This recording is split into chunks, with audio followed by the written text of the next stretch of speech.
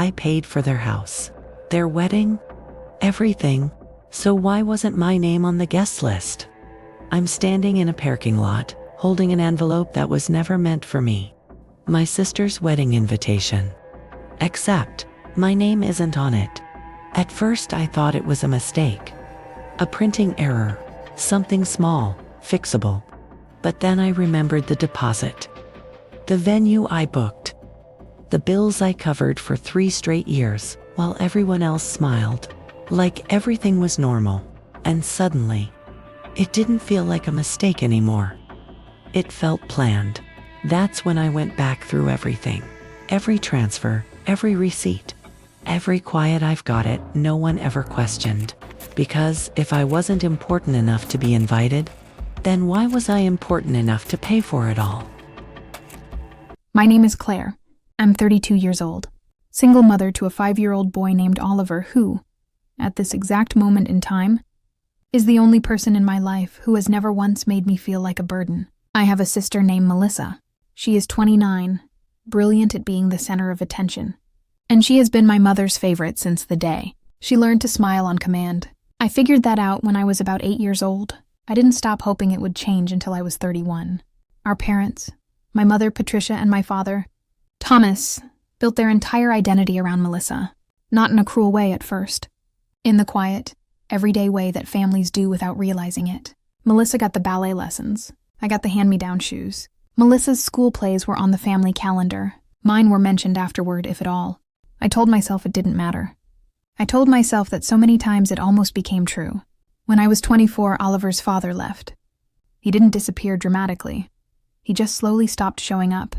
And then one morning, I realized I hadn't heard from him in 3 weeks, and I wasn't even surprised. Oliver was 4 months old.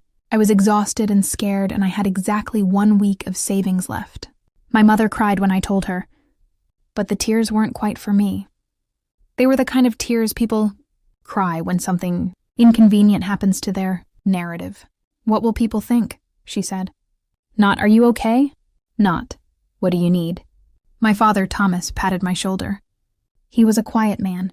Not mean, not warm either. The kind of man who stands in the doorway of a room but never fully enters. It was my father who first suggested I help with the mortgage payments on their house. He framed it gently, the way he framed everything, as a temporary solution. A family arrangement, nothing formal. His back had been giving him serious trouble. 2 surgeries in 18 months. He couldn't work full hours anymore. My mother had stepped back from her part-time bookkeeping years ago and never stepped back in. "Just until we get stable," he said. That was 3 years ago. Every single month, on the 1st, I transferred money to their account. Not a small amount. Roughly $2,300. I tracked it in a spreadsheet because I am, by profession and by instinct, someone who tracks things. I work in financial planning. I believe in documentation the way other people believe in prayer. I never missed a payment. Not once. I also covered the property tax installments when they came due. I paid the plumber twice when pipes burst in winter. I renewed the car insurance when my mother forgot, and she forgot twice. I did all of this from a 2-bedroom apartment where Oliver slept in the real bedroom and I slept on a pull-out couch with a bar that pressed into my spine every night. I told myself it was temporary. I told myself that too. The phone call that started everything came on a Tuesday morning in late winter. My mother's voice had that particular sweetness it gets when she needs something, half an octave higher than usual, softer at the edges, like she'd been rehearsing. "Wonderful news, Claire Bear." She only called me Claire Bear when she wanted something significant. "Melissa got engaged." I felt genuinely happy for about 4 seconds. Then the conversation shifted. "We're thinking a summer wedding. Somewhere beautiful. Outdoor ceremony. You know how Melissa has always dreamed of that. Her fiancé Daniel has a lovely family, very established. Very..." She paused. "Presented." I noticed the pause. I filed it away. "Mom, that's wonderful." Congratulations to her. "Yes, and Claire, I was thinking, you're so organized. You handle numbers so well. We need someone to manage the venue research and the deposit coordination. Melissa is overwhelmed, and I don't know the first thing about these booking websites. So I became the wedding planner for a wedding. I didn't yet know I wasn't invited to. I spent 3 evenings researching venues. I found one that matched almost exactly what Melissa had been, posting on her inspiration boards for years. A private estate with a garden courtyard, Stone archways, iron gates, the kind of place that photographs like a painting. Weekend availability, $16,000. 50% deposit required. I put down $8,000. My name on the contract. My card saved to the system, because Melissa didn't want the charge appearing on her account while she and Daniel were combining finances, and my mother's card didn't have enough available credit. I did it without hesitation. I did it the way I did everything for this family. Quickly, quietly, and without waiting to be thanked. The guest list arrived in an email 3 days later. Melissa sent it as an attachment, no message, no subject line. I scrolled through the names automatically at first, the way you scan a grocery list, and then I stopped. I went back to the top. Read it again, slowly. My name wasn't there. I assumed it was an oversight. A first draft, maybe. I replied to the email, "Hey, I think my name might be missing from the list. Let me know if you want me to add myself." The response came from my mother, not Melissa. "We'll talk about it, sweetheart." We didn't talk about it. 2 weeks later, I found out why. My Aunt Barbara, my mother's younger sister, who has always been slightly too honest for our family's comfort, called me to ask about a salad dressing recipe, and somewhere in the middle of the conversation, she mentioned the group chat. "Oh, I just replied to your mother's message about the seating chart. Did you see what she said about the cousin arrangements?" I went very still. "Which group chat, Barbara?" A pause. The specific kind of pause that contains a mistake. The wedding planning one. The family one. "I'm not in that group chat." Silence. "Oh, Claire." She sent me a screenshot that evening.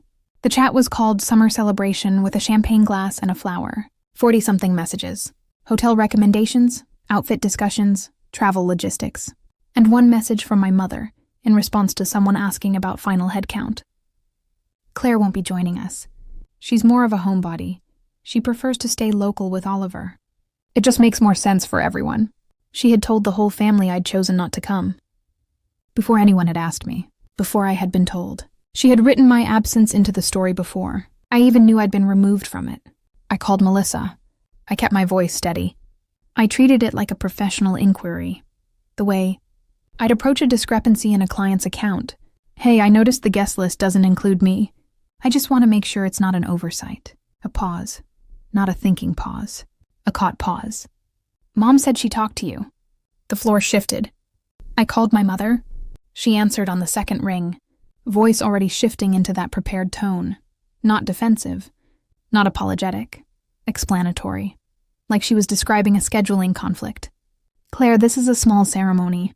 Daniel's family has certain expectations. They're very..." Another one of those pauses. "Traditional. A single mother. The situation with Oliver's father. It's not the image we want to present." She said it like she was reading from a document she'd already approved. "Also," she added after a moment, "someone needs to keep an eye on Oliver." I didn't argue. I didn't ask her to reconsider. I said nothing and I ended the call. And I stood in my office under the fluorescent lights and stared at my reflection in the dark window. Tired, plain, forgettable. She had said exactly what she believed. That I was the kind of person you could remove from a list, and no one would ask why. What she didn't know was that I had been quietly documenting every single transaction for 3 years. I want to stop here for a moment because I know some of you are already asking, why didn't you say something sooner? Why did you keep paying? Honestly, because I thought love looked like sacrifice. I had been taught my entire life that being part of this family meant absorbing whatever it needed from you, being available, being useful, being the one who handled things. I thought if I handled enough things, eventually I'd be seen. I know now that was never the deal. The deal was that I would handle things, and in return I would be managed. I didn't tell my father what my mother had said. Not yet. Instead, I opened my laptop and I opened the spreadsheet. 3 years of transfers. Every first of the month, $2,300. Property taxes twice. Plumbing emergencies. Insurance renewals. Smaller things that added up in columns. I had color-coded without really knowing why. I pulled out a calculator. Mortgage payments alone, $82,800. Venue deposit, $8,000. Additional household costs I'd covered, approximately $6,000. Total, $96,800. I stared at that number for a long time. Then I printed every single page. Bank confirmations, transfer receipts, the venue contract with my name in the signature field. I put them in a manila folder. I labeled it with nothing, just a date. I set it on the corner of my desk and I left it there. My neighbor and closest friend, Rachel, found out everything over coffee the following Saturday. Rachel doesn't do gentle. She's a physical therapist and she talks to people. The way she stretches, muscles, with precise targeted pressure. She listened to the whole thing without interrupting. When I finished, she set down her mug. "You've given them almost $100,000. I know. While sleeping on a pull-out couch. I know. And they cut you from the guest list." "Yes." She leaned forward. "Claire, what would actually happen if you just stopped?" I had never let myself think that thought to its full conclusion. I started to right there at her kitchen table for the first time. If I stopped the mortgage payments, my parents would fall behind within 60 days. My father's disability income barely covered utilities. My mother hadn't worked in years. They would face foreclosure proceedings if they couldn't refinance, and refinancing without a cosigner would be nearly impossible at their income level. If I withdrew my name from the venue contract, the wedding was 4 months away. The deposit window was closing. Melissa would lose that venue. Finding a comparable space on the same timeline would be expensive, competitive, and significantly smaller in scale. I wasn't ready to decide anything yet, but something had cracked open. "You didn't leave them, Claire," Rachel said quietly. "They left first. You've just been trying to close the gap." I went to see my father 2 days later.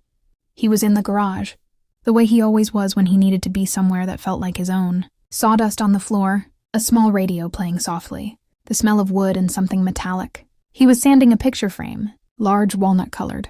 "Beautiful, Dad. What's it for?" "Your mother wants it for Melissa's engagement photos.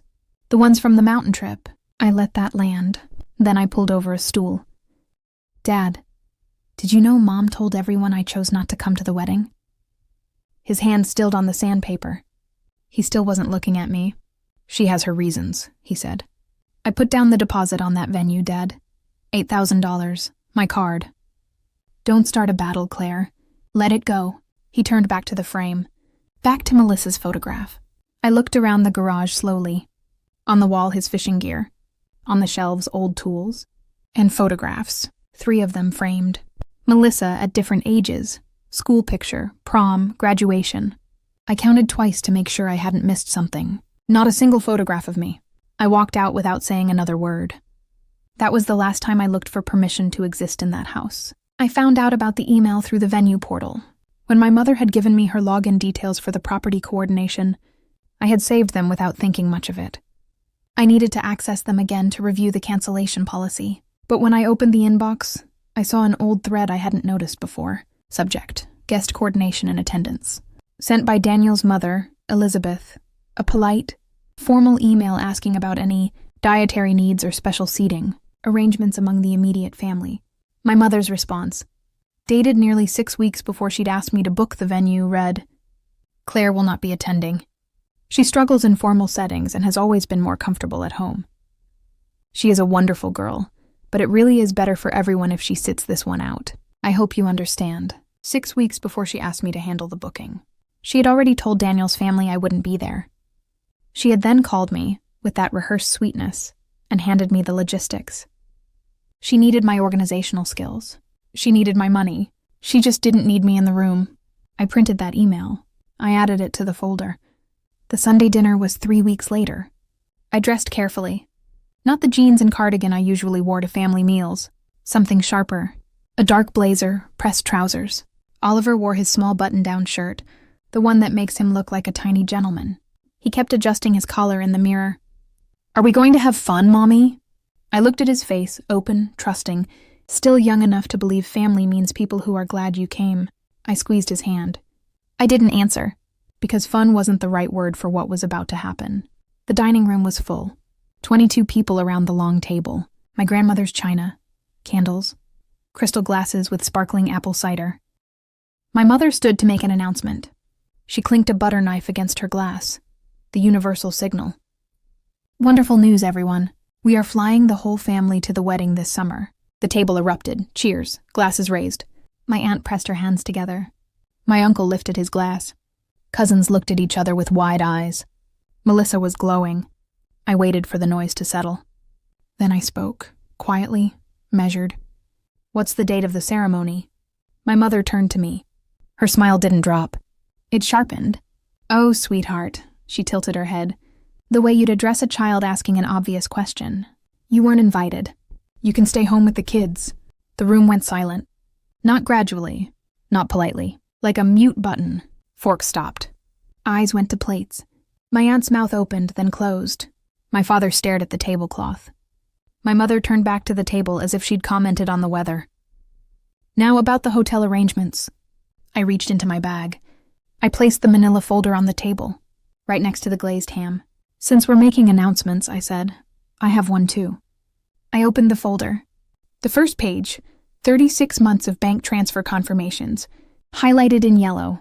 I have been making the mortgage payment on this house every single month for 3 years. $2,300 a month. That is $82,800. The table was very, very still. I placed the second document down. "This is the venue contract for Melissa's wedding. My name is in the signature line. My card is on file. I paid the $8,000 deposit." Then the email, printed clean, black and white. And this is the email my mother sent to Daniel's family 6 weeks before she asked me to handle the booking, explaining that I wouldn't be attending because I'm not comfortable in formal settings. I heard someone exhale sharply. I think it was my aunt. She told Daniel's family I wasn't coming before she asked me to write the check. Melissa's voice came from across the table, sharp, rising. "You can't cancel my venue. That's my wedding." I kept my voice even. "The contract is in my name. The card is mine. Legally, the cancellation right is mine." My father shifted in his chair. "Claire, this isn't the time or place." "When was the time, Dad?" I met his eyes directly. "When I showed you the bank statements in the garage, and you told me to let it go and went back to sanding Melissa's picture frame." His jaw moved. Nothing came out. Whispers started. My aunt leaned toward her husband. My uncle looked at my father with an expression I had never seen before, somewhere between confusion and something harder. My mother began to recover.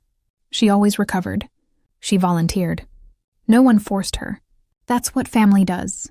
"I have the voicemails," I said quietly, "from when you called me crying, asking if I could cover the payments. February, then March.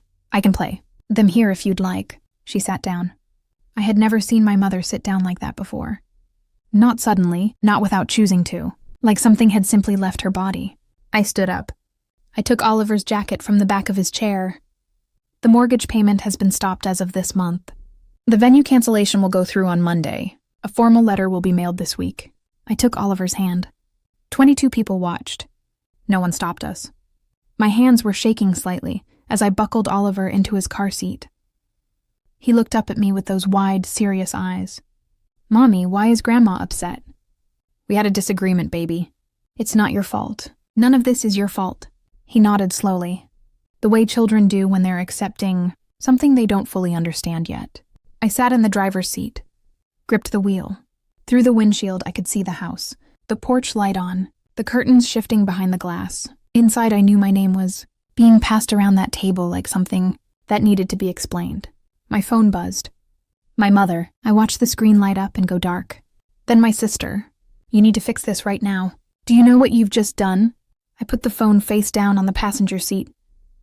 Oliver had already fallen quiet, looking out the window at the passing streetlights. I had spent 3 years making sure that house stayed standing. I had written checks from a pull-out couch so my mother could host Christmas in the dining room with the good china. I had imagined somewhere in the back of my mind that one day she would look at me the way she looked at Melissa. I understood now that was never going to happen. Not because I hadn't done enough, because I had never been the one she was looking at. I started the car. I didn't look back. That was part 1. Before I continue, I need to ask you something. If you were in my position, sitting in that car, Oliver asleep in the back seat, phone buzzing with messages from people who only noticed you when you became a problem, would you have gone back? Or would you have done exactly what I did next? Tell me in the comments. And if you want to know what happened when I finally stopped answering, and what came to find me instead, let me know. The difference showed up in how decisions were made. What used to be simple now required unexpected discussion. Even minor choices were revisited more than once. That repetition created a sense of underlying uncertainty. No one openly questioned it at first. They simply adapted to the new pace, but the hesitation began to affect everything else. Momentum slowly turned into careful reconsideration. My parents cut me from my sister's wedding. I cut their funding. Part 2. The first 48 hours after that Sunday dinner were the hardest thing I have ever done, not because I regretted it, because I had spent 32 years learning to fold. I knew how to apologize. I knew how to smooth things over, absorb the blame, and walk back into a room like nothing had happened. My body had been trained for it. And those first 2 nights, alone in my apartment with Oliver, asleep in the next room and my phone, pulsing on the counter like something alive, every nerve in me screamed to just pick it up. My mother left a voicemail 4 minutes and 31 seconds long. I listened once, crying, bargaining, then harder with edges. You are destroying this family. If you cancel that venue, you will regret it for the rest of your life. My father sent a message. 5 words. Please call your mother back. Melissa sent 11 texts in 6 hours. The first few were wounded. Then they shifted. How could you do this to me? Then finally the argument she thought was strongest. Grant's family is going to think we're a joke. I put my phone face down. I opened my laptop instead. I pulled up the venue cancellation policy for the 3rd time, reading it slowly, the way I read client contracts. The math was clean. Cancellation more than 60 days before the event. $3,000 administrative fee. $15,000 returned to the original payment method within 30 business days. The wedding was 11 weeks away. I had time, but I sat with the decision for 2 more days before I made it, not because I was uncertain, but because I needed to be sure I was choosing, not reacting. There is a difference. One is clarity. The other is just pain moving. Rachel came over on the 2nd evening with a bottle of red wine and a calmness I desperately needed. She didn't ask me if I was okay. She sat down at my kitchen table, poured 2 glasses, and looked at me. What do you actually want? Not what was fair, not what they deserved. What did I want? I sat with that for a moment. I want Oliver to grow up watching me choose myself, I said. At least once. She nodded slowly. Then you already know what to do. That night, after Oliver was asleep, I took out the folder. I spread everything on the kitchen table. 36 months of bank confirmations, the venue contract, the email my mother had sent to Daniel's family, the one where she had quietly, professionally written me out of the story before the ink on my deposit was even dry. I read that email 3 times. 6 weeks before she'd asked me to handle the booking, she had already told Daniel's mother I wouldn't be attending. She hadn't excluded me from the wedding. She had included my money in the wedding. Those are different things entirely. I closed the folder. I made the call. The venue coordinator was professional and efficient. She confirmed my identity, verified the contract, and processed the cancellation in under 4 minutes. A confirmation email will be sent to the address on file within 1 hour. The remaining balance of $15,000 will be returned to your original payment method within 30 business days. Thank you, I said. I sat in my office with the door closed and the confirmation email open on my screen, and I felt something I hadn't expected. Not relief, not triumph, grief, quiet, honest grief for the version of this family I had spent 3 years trying to hold together. For the mother, I had kept hoping would one day look at me the way she looked at Melissa. For the Pascalia, dinners and the birthday calls, and the small accumulated moments I had told myself meant something, only to find out they were a transaction all along. I cried for about 10 minutes, alone in my office, under the fluorescent lights. Then I dried my face, opened a client file, got back to work, because that's what you do. The formal letter was harder than the phone call. I wrote it on plain white paper. No company letterhead. This wasn't professional. This was personal. Dear Mom and Dad, this letter is to inform you that I will no longer be making mortgage payments on the Willow Creek property, effective the 1st of next month. Attached, you will find copies of all 36 monthly bank transfers made on your behalf, totaling $82,800. This is not a punishment.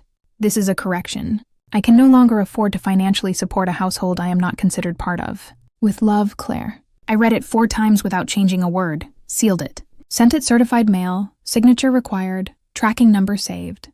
The folder got thicker. I had learned by now that every boundary I set with this family needed to be in writing. 2 days later, my phone rang with an unfamiliar area code. I almost didn't answer. Claire, this is your Uncle Warren. I hadn't spoken to my father's younger brother in nearly a decade. My mother had always described him as someone who chose to keep his distance, which, I now understood, was her way of saying he had stopped accepting her terms. Barbara called me, he said. His voice was steady, slightly rough, the kind of voice that belongs to someone who spends time outdoors. She told me what happened at Sunday dinner. I just wanted to reach out. I waited. Your mother did the same thing to me, he said. About 12 years ago, your father's 60th birthday party. She told everyone I hadn't wanted to come. The reality was I was never invited. And when I asked your dad directly, he said Patricia had her reasons and I should leave it alone. I felt something shift in my chest. I spent years trying to stay connected after that. Showing up, sending gifts, calling on holidays, and every time I did, she found a way to make me feel like a guest in my own family. What did you do? I asked. I stopped, he said simply. I moved, built something that was mine. And the hardest part wasn't leaving. It was accepting that they weren't going to change, that the story they'd built about me was more useful to them than the truth. He paused. You did the right thing, Claire, and I know it doesn't feel that way yet. I pressed my fingers against the edge of my desk. No, I admitted. It doesn't. It will, he said. Give it time. My mother found my work address through Melissa. I don't know exactly how, probably a mutual contact. Possibly a directory listing I'd never thought to restrict. But 3 weeks after the Sunday dinner, she appeared in the lobby of my office building. Melissa was with her. My manager Nathan came to find me with an expression I'd never seen on him before. Half apology, half warning. There are 2 women in the lobby asking for you. They say they're family. I walked to the lobby slowly. Through the glass I could see them. My mother in her good blazer, posture rigid, handbag gripped like a weapon. Melissa beside her with oversized sunglasses pushed up on her head, arms crossed, jaw set. They looked out of place in the industrial quiet of the office lobby. 2 women from a world of carefully arranged centerpieces, standing on commercial carpet under LED lighting. I pushed through the door. My mother's voice came immediately, before I'd even fully stepped outside. Claire, we need to talk, right now. You are going to come outside and fix this. Not a question. A directive. The exact same register she'd used my entire life. The one that assumed I would comply because I always had. I glanced at the reception desk inside. Nathan had not left. He stood near the desk, arms loosely at his sides, visible through the glass. He wasn't intervening. He was just present. A witness. I had known Nathan for less than a year. He had shown me more consistent, quiet respect than my mother had in 32 years. I turned back to face her. The venue has been canceled, I said. The mortgage payment has been stopped. Both decisions are final. Melissa stepped forward. You ruined my wedding. No, I said. The venue I paid for was canceled because the contract was in my name. You still have a wedding. You just have to fund it yourself. Her eyes were bright with an anger I recognized. The specific fury of someone who has never had to absorb a consequence. Do you have any idea what we went through trying to rebook? The new venue is $7,000 more expensive. Grant's family thinks we're completely disorganized. I'm sorry the rebooking was difficult, I said. And I meant it, actually. Not as apology, not as responsibility. Just as a plain human, acknowledgement that inconvenience is unpleasant. Whoever caused it. Then I looked at my mother. She was watching me with an expression I had never seen on her face before. Not anger, not tears. Something quieter and more unsettling. Recognition. Like she was seeing for the first time the person who had been standing in front of her all along. I'm your mother, she said. Her voice was different, smaller. I know, I said.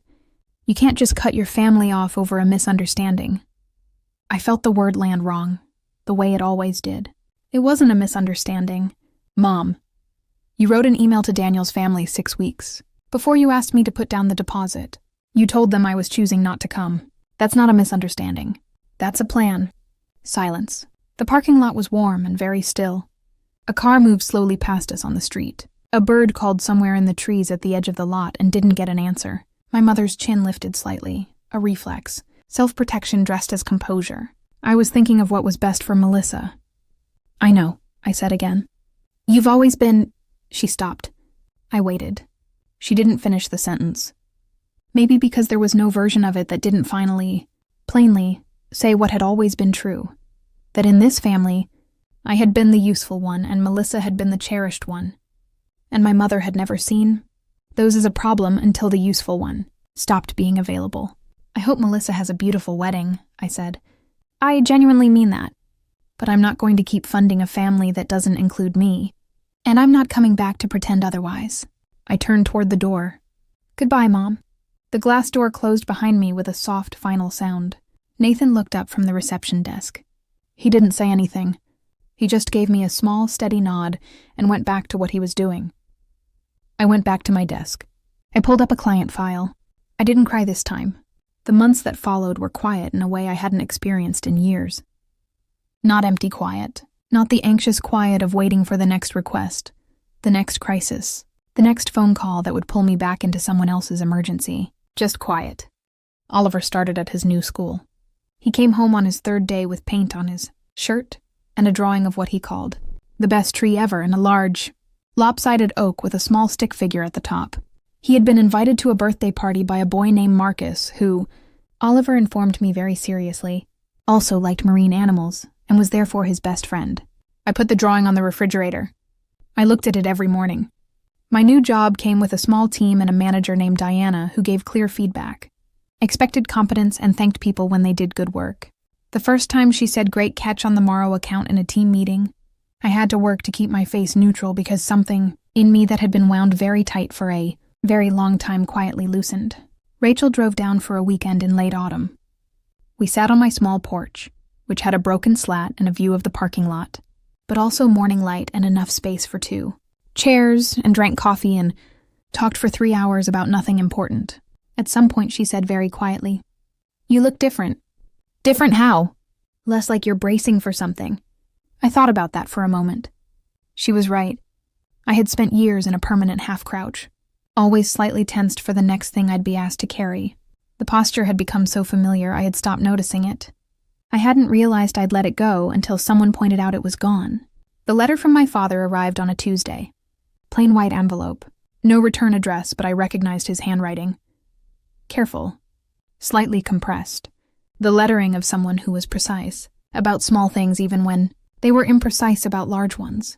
I opened it at the kitchen table while Oliver was at school. "Claire, I've been trying to figure out what to say for 3 months and I still don't have the right words. I'm not sure I will. What happened at the dinner table was wrong. What your mother has done, for a long time, not just recently, was wrong. And I sat in that house for 30 years and I said nothing. And I told myself I was keeping the peace. And what I was actually doing was making it easier for myself. I'm not asking you to forgive me right now. I don't think I've earned that yet. I'm writing because you deserve to know that I see it. What you carried, what it cost you. I see it now. Oliver has your eyes. I miss him. I hope when you're ready, there's a version of this where we can try to do better. Dad, I read it twice. It wasn't a full apology. It didn't address 30 years of specific failures. It didn't promise change or explain the silences. But it was the first honest thing he had written to me. And for a man who had spent his life choosing comfort over truth, one honest page was probably everything he had. I folded it carefully. I put it in the drawer of my nightstand. I didn't throw it away. I didn't frame it either. I just let it exist, like a door left slightly open, neither forced shut nor pulled wide, something that could become something, given time and effort from both sides. My mother's letter came through Rachel 3 weeks later. It was longer. It spoke about missing me, about wanting things to go back to how they were, about how the family isn't the same. At the very bottom, she had attached a bill. The cost difference between the original venue and the replacement booking, $7,200. With a note, "Please reimburse Melissa at your earliest convenience." I sat on my porch, read the letter twice, and then laughed. Actually laughed. The kind that surprises you, that rises from somewhere, genuine because the world has just confirmed something you already knew so completely, that the confirmation is almost funny. I called Rachel. "She sent a bill," I said. A pause. "Of course she did," Rachel said. Then she laughed too. I didn't respond to the letter. I didn't pay the bill. I simply stopped. Warren called that same week, as if he had somehow sensed the timing. We talked for an hour. He told me about a commission he was working on. Furniture for a restaurant. Oak and blackened steel. A long dining table that was apparently beautiful. I told him about Oliver's current obsession with tidal pools and the fact that Oliver had begun insisting on being addressed at home as captain. Warren laughed. A real laugh, unhurried. "He sounds wonderful," he said. "He is," I agreed. "He absolutely is." Before we hung up, he said, You know what the strangest part of leaving was? How quickly I stopped waiting to be called back. What do you mean? When you leave a situation like that, you expect to spend years waiting for the moment they come around. The apology, the recognition. But after a while, you realize you stopped waiting. And that's when you know you've actually left. I sat with that after we hung up. I thought about whether I was still waiting. I wasn't, not anymore. Melissa's wedding happened on a Saturday in late June. I found out from Barbara, who sent a brief, gentle text. No commentary, just a fact. The way you'd mention the weather. I thought about it for about 10 minutes. I hoped, genuinely and without bitterness, that it was a good day. That the small restaurant near the legislative building had good light, and that the flowers were what she wanted, and that Grant was kind to her, and that she was happy. I thought about the photo of that original venue, the iron gates, the stone courtyard, the climbing ivy, and how I had felt a small flicker of sadness that it hadn't worked out the way Melissa had imagined. Then Oliver came in from the backyard with dirt on, his knees in a request for a snack and a question about whether jellyfish have brains. Some of them have simple nervous systems, I told him. But not brains exactly. He considered this. So they just go where the water takes them? Or mostly? Yes. He nodded, satisfied. I would not like that. Or me neither. I said. Autumn came. Leaves dropped early. Oliver learned to read chapter. Books, and informed me solemnly that the library was the best building in the whole city. A judgment I was not prepared to argue with. I was promoted in October. Nothing dramatic. A title change. A modest salary adjustment. A small new team of 2 junior analysts I was now responsible for developing. Diana shook my hand and said, "You've earned this," and I let myself believe it without immediately deflecting. I started therapy in November. Not because I was broken, not because I couldn't function, but because I had spent 3 decades in a family that ran on unspoken rules and invisible labor, and I wanted to understand those patterns well enough to make sure they stopped with me. I wanted Oliver to grow up in a household where love was not rationed, where being present and being useful were not the only ways to earn your place. My therapist, a calm woman named June, who had a plant on every windowsill and a very good poker face, told me in our 3rd session, "You're not here because you did something wrong. You're here because you did something hard. And you want to make sure you understand why it was so hard." That felt right. My father's 2nd letter came in December. It was short. I would like to be in Oliver's life. If he wants that, and if you're willing. I understand if the answer's no. I'll wait. I read it standing at my kitchen counter. Oliver at the table behind me drawing what appeared to be an elaborate underwater city. I thought about it for 3 days. Then I wrote back, "Dad, Oliver would like to know if you can build things out of wood, because he has a project in mind.